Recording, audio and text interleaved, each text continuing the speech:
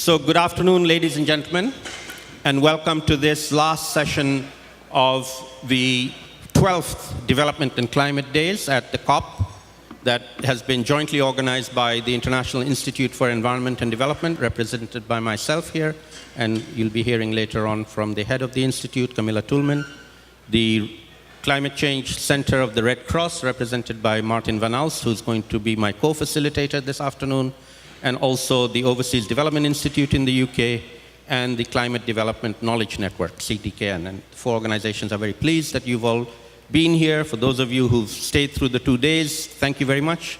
For those of you who just come for this session, we hope you'll enjoy it. So I'm going to start off with a little bit of a history of this event and the rules of the event, and then I'm going to hand over to Maarten, who will share with our guests a little bit of what we've done in the last couple of days, and then invite them to speak to some issues and questions that have come up here. The first thing I'll say is that, as I said, this is the 12th event we've been doing. We do this regularly at the event, at the COP. It's meant as an anti-COP event. It's in the weekend. We wear weekend clothes. We do not dress up. We do not negotiate. We work together. We try and do something to solve the problem, not negotiate with each other and trade off. And most of all, we treat each other as human beings. So the moment you enter that door, you are one of us and on a first name basis. So thank you, Michael. Thank you, Helen. Thank you, Manuel. Thank you, Daniele. And thank you, Selwyn, for being here with us. If you have prepared speeches prepared by your staff, we would ask that you assume we've heard it and we know all the good things that you are doing, and react to the questions that we will be putting to you and the messages that we'll be putting to you, and speak from the heart, ad-lib, if you wouldn't mind, and that will make things much more refreshing for everybody rather than sitting through a set speech. So I hope that that will be possible. With that, I'm going to hand over to Maarten to give you a sense of what we've been doing over the last couple of days here, and then I'll be putting some of the questions that have come up for you to address. And we know that Helen Clark and the Minister, Manuel, will have to leave around 4:30, so whenever you need to leave, sir and madam, you can slip out, and I hope the others can stay back and continue the conversations that we will have. So if that is agreeable, I would like to now hand over to Maarten to start the proceedings. Maarten. Thank you, Saleem. Thank you, Saleem. Well, welcome distinguished guests, but especially also welcome every one of you who's been here these past 2 days. I wanted to give our guests a quick snapshot of what we've been discussing. And this is not doing justice to all of the discussions, but also the games that you've played, the little fights you've had once in a while, but particularly all of the richness that's come out. But we wanted to give a few quick highlights of what were some of the most poignant messages that we feel would also merit being brought up in your discussions here in this final panel of the day.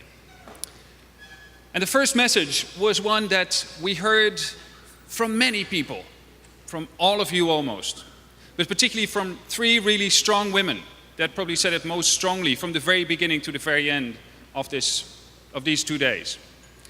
And it was that this whole notion of zero poverty, zero emissions within a generation, which we had partly framed as an aspirational, ambitious target to get our discussions going, is not just a nice ambitious target out there that we can start to think getting towards. It's something we can do, and we just need to get on with it and get started. I think that was one. The second one actually came very early as well, and it was a message from the science. We had Chris Field, who's still here with us now, in the first high-level panel the first morning. And I think one of the most exciting revelations, to me at least, in terms of how he presented what the IPCC has told us this year, was the notion that it's not so much about a choice whether at some point we would want to go to zero or not. Almost regardless of what temperature stabilization we will at some point want to reach, we will need to get emissions to zero at some point. So instead of a question of political will, difficulties, how do we convince people, it's a question of, do you want to be an early mover getting towards zero emissions, given that we have to get there anyhow, or do you want to stay left behind and have to do it later when the rest of the world has already done it? So I think that was very powerful. A second element from his speech, though, was that for the coming few decades, it almost doesn't matter how rapidly we'll try to get to zero for what we still have to adapt to. So there's work to do in terms of getting to zero poverty, in dealing with the climate change that we're already locked into. And we can get that coming and just deal with the disasters that will fall upon us, or we can be smarter and get to zero poverty much more effectively. The third message was one that you were referring to, the anti-COP.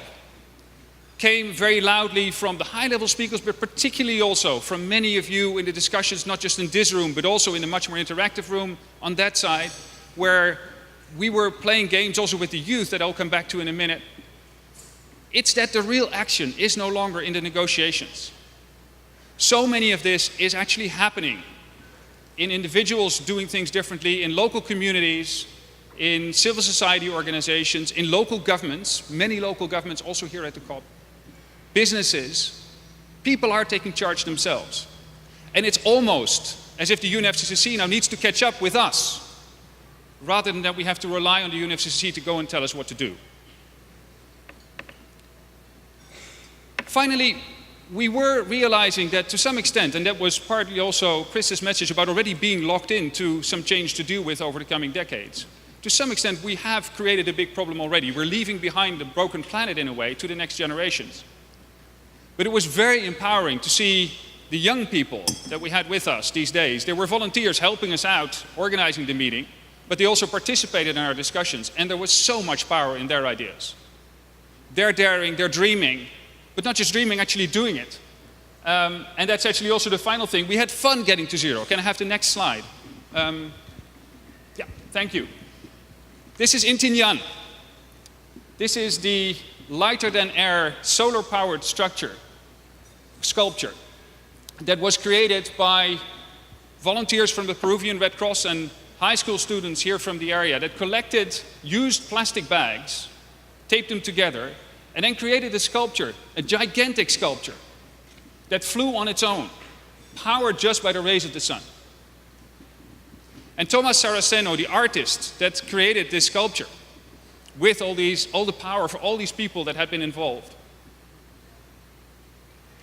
he asked us in the first morning, who would be willing to spend 8 hours with me creating a solar-powered vehicle that will lift up into the air for less than $300 and create something this big?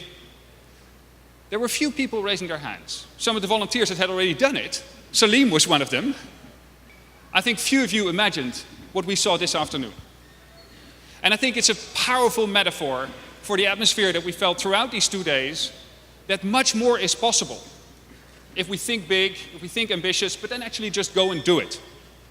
So that's the final thought I'd like to leave with you as we enter into the questions that Saleem will present to the panel. Thank you very much, Maarten. If we can have the next slide.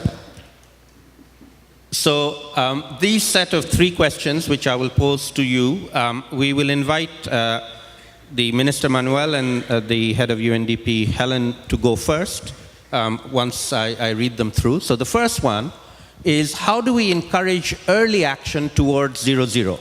And how do we spread this feeling of inevitability, that it's not pie in the sky, it's not overambitious, it can be done, and we need to do it? How do we get ourselves into the mode of actually delivering on that? And at the same time, how do we achieve zero poverty, zero emissions, zero poverty, building on our resilience, and also the troubling question of how are we going to deal with loss and damage, which we know is going to happen. And the final question is, how do we mobilize sufficient public and private finance to address both zero poverty and zero emissions? So it's a very ambitious goal.